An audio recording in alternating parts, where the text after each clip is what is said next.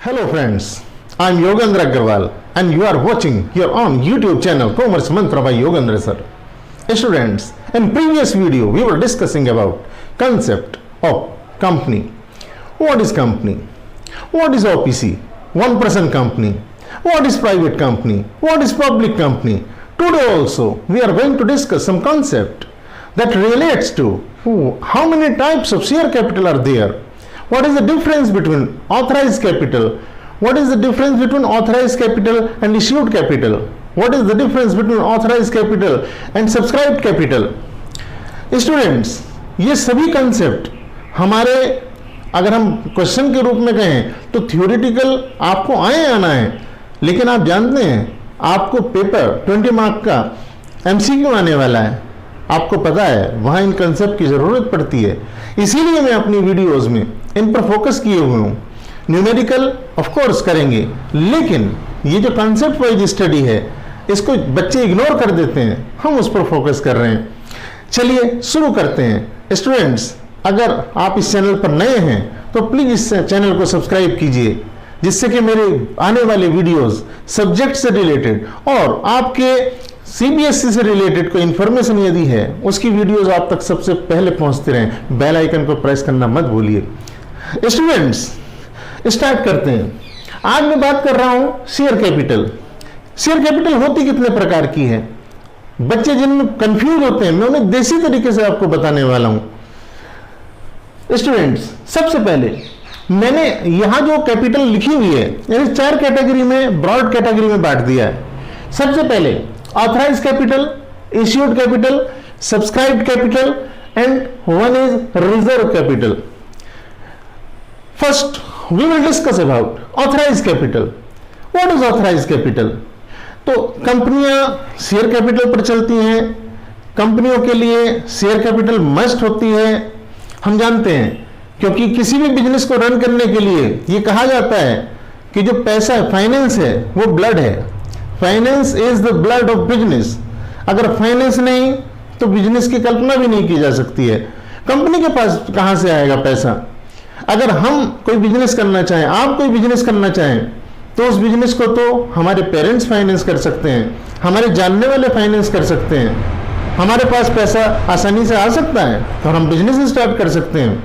लेकिन कंपनी के बारे में तो हमने पढ़ा है ना, ये आर्टिफिशियल पर्सन है, यानी कि इसका कोई रिश्तेदार नहीं, ये तो कागज पे लिखा हुआ एक नाम है जो by process of law picture में आया है। तो इसके पास पैसा कहां से आएगा? ऑफ कोर्स शेयर कैपिटल के रूप में इसके पास पैसा आएगा, लेकिन ये किस तरह से जनरेट करते हैं इस पैसे को, और ये कितने टाइप का होता है, ये सब चीजें हम पढ़ने वाले हैं। स्टूडेंट्स, ऑथराइज्ड कैपिटल, इसका एक नाम है नॉमिनल कैपिटल, या इसे हम एक रजिस्टर्ड कैपिटल के नाम से भी जानते हैं। तो स्टूडेंट, ये जो रजिस्टर्ड कैपिटल है या नॉमिनल कैपिटल है या ऑथराइज्ड कैपिटल है, ये होती क्या है? तो जब कोई कंपनी बनाई जाती है, when a company comes into existence, जब एक कंपनी अस्तित्व में आती है तो उसे यह तय करना पड़ता है कि हमारी कितनी मैक्सिमम कैपिटल होगी, maximum capital that may have this company.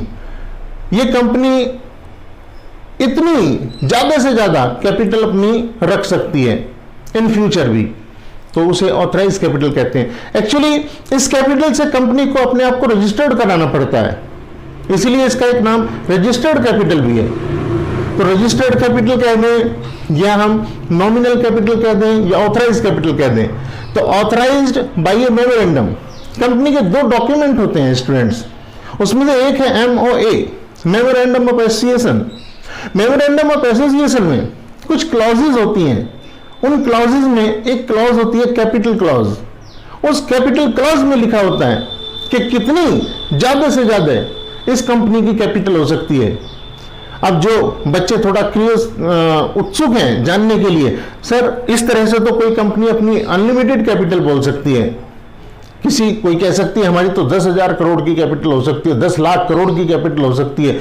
जो बोलना ही तो, लिखना ही तो है, रजिस्टर्ड ही तो कराना है। तो ऐसा नहीं है बच्चों, जितनी पूंजी से आप अपने आप को रजिस्टर्ड कराते हैं उस पर आपको फीस भी पेमेंट करनी पड़ती है।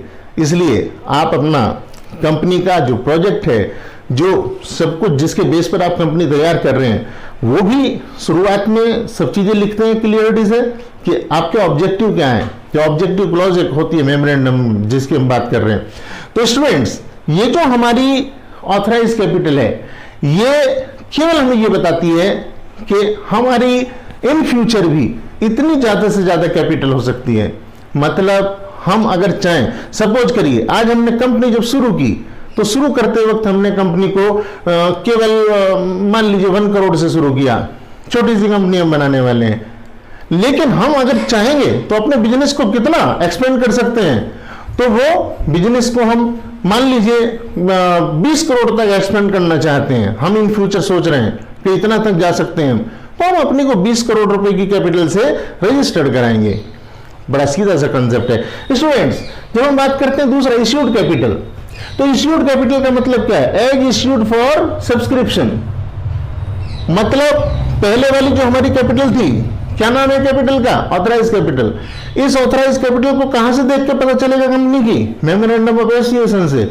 मैंने लिखा भी है कि मेमोरेंडम ऑफ ए कंपनी, मतलब मेमोरेंडम ऑफ कंपनी से देखकर हम पता लगा सकते हैं इस कंपनी की कितनी ऑथराइज कैपिटल है। अब बात करें इश्यूड कैपिटल, तो issued capital is a part of this authorise capital. Suppose करिए हमने 1 करोड़ रुपए से कंपनी ऑथराइज कराई, लेकिन 1 करोड़ रुपए हमें तुरंत तो नहीं चाहिए, सारे पैसे तो आज ही नहीं चाहिए हमें, धीरे धीरे उस पैसे की जरूरत पड़ेगी। तो हमें कोई ऐसा प्रोसेस करना पड़ेगा कि हम उस पैसे को धीरे धीरे जनता से ले सके, क्योंकि ये जो शेयर कैपिटल है, ये जनता द्वारा जो हमारे शेयर खरीदे जाएंगे पब्लिक के द्वारा, वही तो पैसा हमारे पास आएगा, उसी से तो हम बिजनेस करने वाले हैं। तो स्टूडेंट्स, हम इस ऑथराइज कैपिटल का जितना पार्ट जनता को कहते हैं, इश्यू करते हैं कि खरीदो, बस इसी को हम कहते हैं इश्यूड कैपिटल। लिखा है छोटे शब्दों में, एज इश्यूड फॉर सब्सक्रिप्शन। हमने जनता से कहा कि ये लो भाई, हम सपोज करिए 1 करोड़ के हमने अपनी रजिस्टर्ड कैपिटल कराई और उसमें से हमने 40 लाख 40 लाख रुपीज का हमने लोगों से कहा कि आइए हमारे शेयर खरीदिए, हमारी कंपनी के शेयर खरीदिए। तो अगर 40 लाख रुपीस के शेयर कंपनी के खरीद लिए लोगों ने, बस ये हमारी अगर 40 लाख के शेयर हमने लोगों से कहा खरीदने के लिए, तो ये हमारी इश्यूड कैपिटल होगी। इश्यूड कैपिटल को इसीलिए मैं क्या कह रहा हूं? ए पार्ट ऑफ ऑथराइज कैपिटल, मतलब इसी का एक हिस्सा है ये। लेकिन हम लोगों से कहें कि आइए हमारे शेयर खरीदिए, और लोग तैयारी बैठे हैं कि हमारे शेयर खरीद ही लेंगे तुरंत, ऐसा तो नहीं है। अब जितने लोगों ने खरीद लिए, जितने शेयर हमारे लोगों ने खरीद लिए, बस उसी को हम कहते हैं सब्सक्राइब्ड कैपिटल। सब्सक्राइब्ड कैपिटल क्या हो गई? अ part of issued capital which is subscribed by the shareholders, by the members of the company।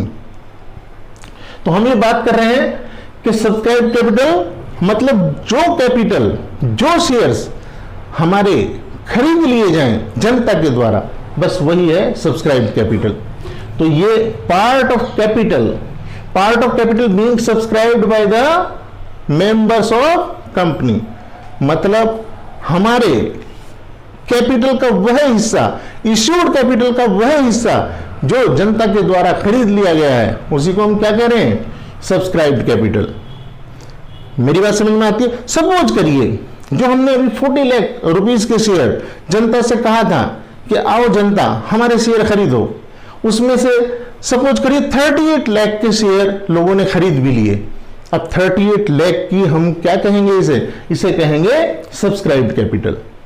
इसका मतलब अगर मैं यहां से शुरू करूं वापस, 1 करोड़ रुपए, मेरे एग्जांपल में क्या था? 1 करोड़ रुपए ऑथराइज कैपिटल। हमने अपनी कंपनी को शुरू किया, इतनी रजिस्टर्ड कैपिटल रखी, लेकिन उस 1 करोड़ में से केवल 40 लाख रुपीज हमने जनता से कहा कि हमारे शेयर खरीद लो। इस 40 लाख रुपीज में से 38 लाख रुपीज के जनता ने खरीद लिए, इसको हम कह रहे हैं सब्सक्राइब्ड कैपिटल।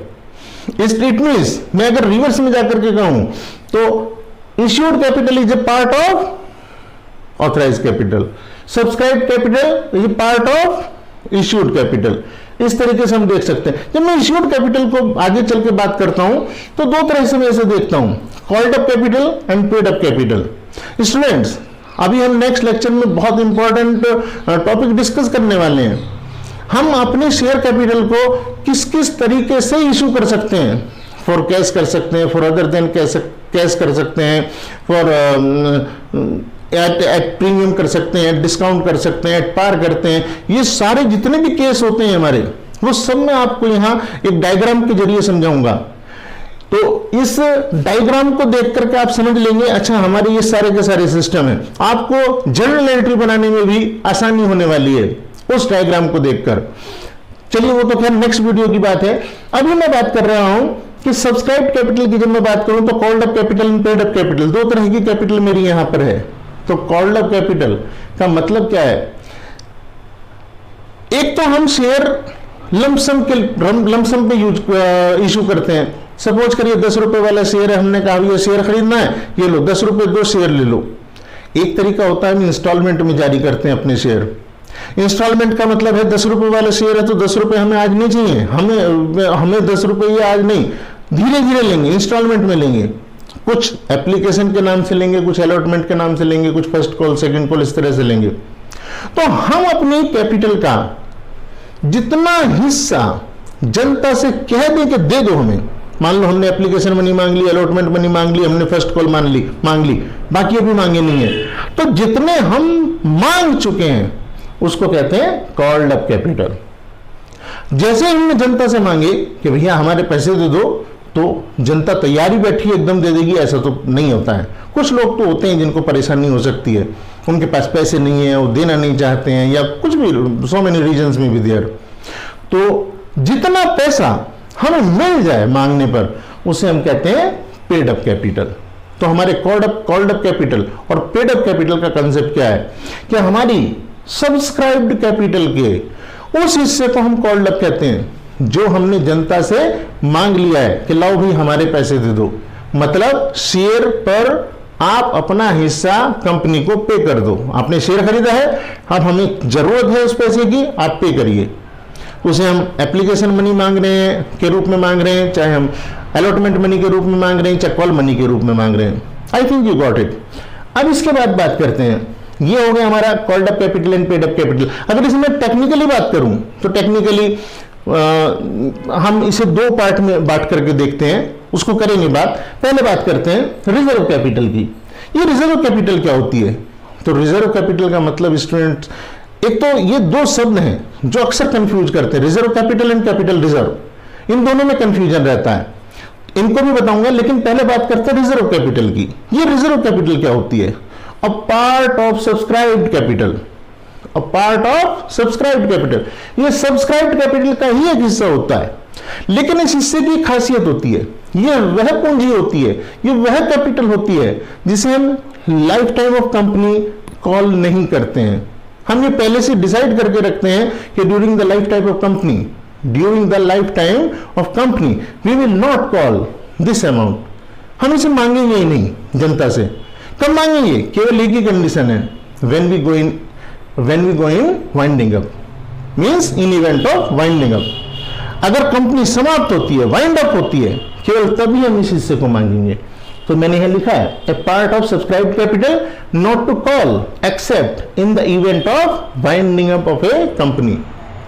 मतलब कंपनी का वाइंड अप हो रहा होगा, केवल तभी हम इस पूंजी को मांग सकते हैं, इस कैपिटल को मांग सकते हैं, अदरवाइज हम इसे मांगेंगे ही नहीं जनता से।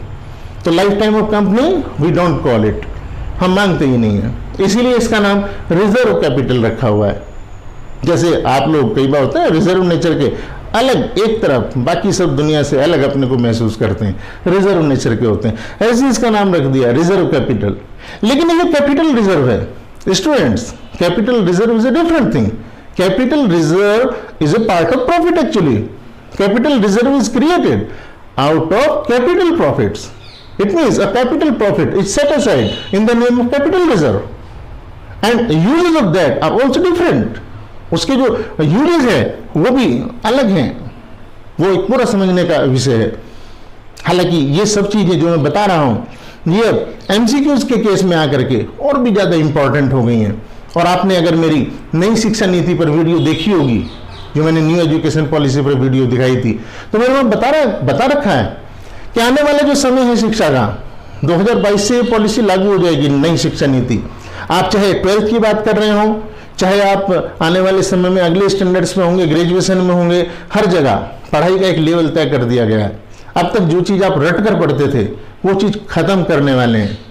कैसे खत्म करने वाले, मैंने अपनी उस वीडियोस में बताई हैं चीजें। मान लीजिए अब तक आपको सीधे सीधे क्वेश्चन आते थे कि पंडित जवाहरलाल नेहरू जी का जन्म वहां हुआ, पंडित जवाहरलाल नेहरू जी तब प्रधानमंत्री बने। लेकिन अभी कैसे क्वेश्चन आएंगे, आने वाले समय में लॉजिक बेस्ड क्वेश्चन आएंगे। अगर पंडित जवाहरलाल नेहरू प्रधानमंत्री ना बनते तो क्या होता, आप सोचो बैठ करके। And if you are not in habit of thinking, अगर आप जस्ट क्रैमिंग करते हैं, रटते हैं, आपका तो कार्यक्रम बंद होने वाला है। तो स्टूडेंट्स अभी से आदत डालिए, पढ़ने की, समझने की आदत डालिए। ये जो एमसीक्यू बेस्ड क्वेश्चन है ये 20 मार्क के हैं, लेकिन आप ये मान करके चलिए कि और थोड़े से समय बाद तो हमारा ये बड़े बड़े क्वेश्चन आते हैं ना कि आपने रट लिया तो भी एक बार को काम चल जाएगा, वो चीज़ खत्म होने वाली है। स्टूडेंट्स, हमारा reserve capital reserve, I explain both, और आई थिंक मेरी बात आपको समझ में आ गई है। ये वीडियो ज़्यादा लंबा हो जाएगा, इसलिए मुझे इसे तो यहीं पर ख़त्म करना है। नेक्स्ट वीडियो में मैं आपको बताने वाला हूँ कई सारी चीज़ें कि किस किस तरीके से हम शेयर्स इशू करते हैं, वो सारा एक डायग्राम के जरिए आपको बताऊंगा। And if you are new on this channel तो प्लीज़ इसे आप सब्सक्राइब कीजिए और बेल आइकन को प्रेस करना मत भूलिए। अगर आपको ये वीडियो पसंद आती है, थोड़ी भी पसंद आती है, तो प्लीज़ लाइक कीजिए, क्योंकि आपके लाइक्स, मुझे पैसे उससे नहीं मिलेंगे, लेकिन मुझे उत्साह जरूर मिलता है जब आप लाइक करते हैं, जब आप अपनी बातें मुझे बताते हैं, कमेंट करते हैं। तो प्लीज़ लाइक एंड कमेंट और चैनल को सब्सक्राइब कीजिए। Thank you for watching.